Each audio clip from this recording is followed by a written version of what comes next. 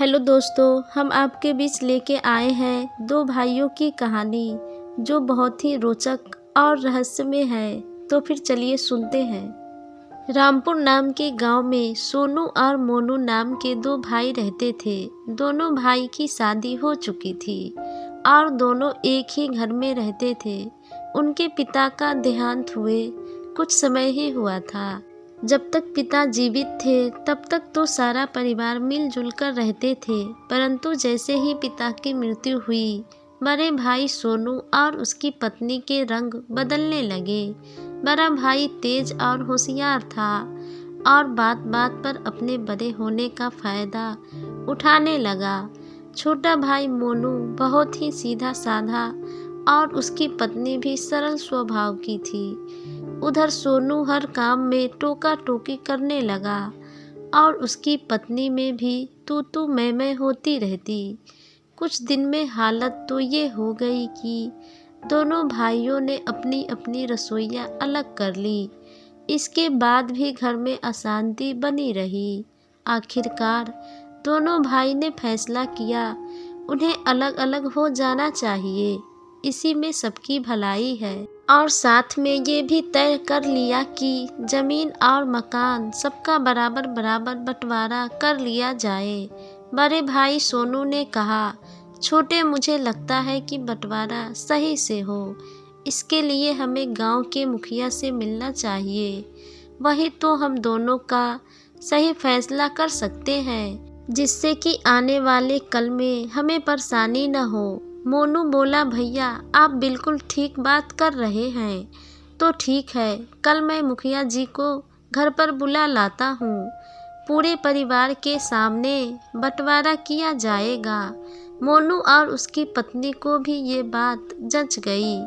अगले दिन सुबह सोनू घर से निकला और दोपहर को मुखिया जी को लेकर आया।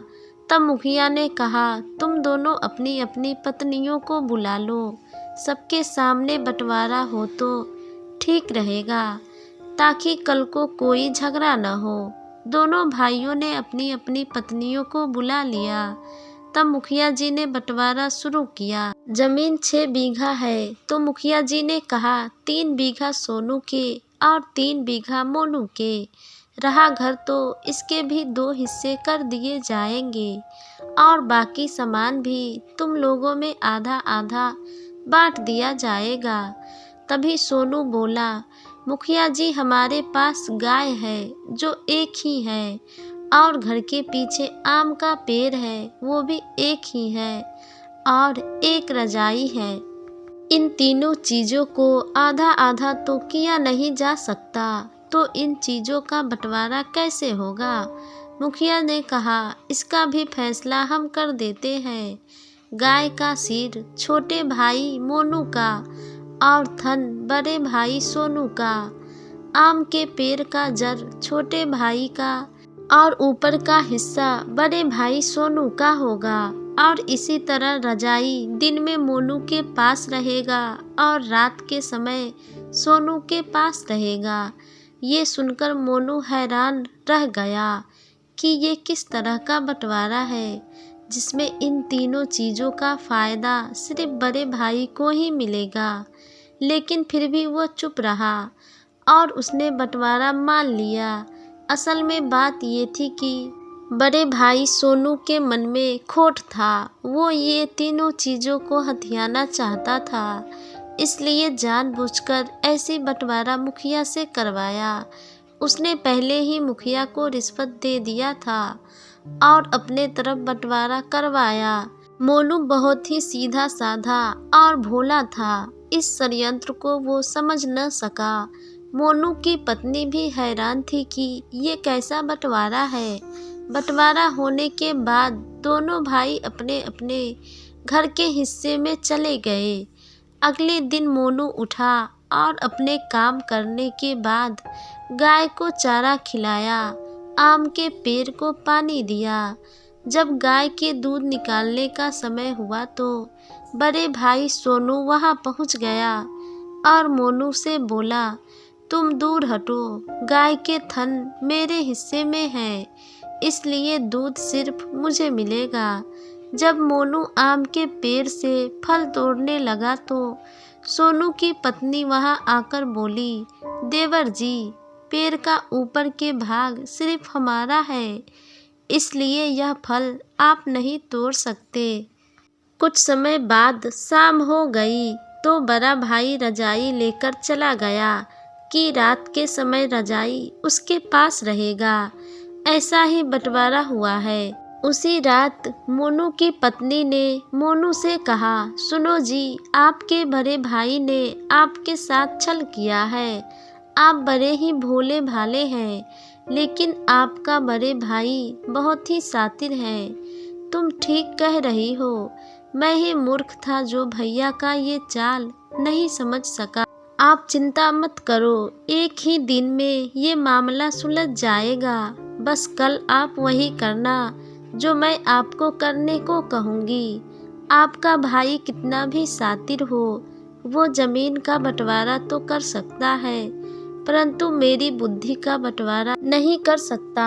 अगले दिन सुबह मोनू हर दिन की तरह गाय को घास खिलाता है, फिर आम के पेड़ को पानी देता है। कुछ समय बाद बड़ा भाई सोनू आया और फिर गाय का दूध निकालने लगा।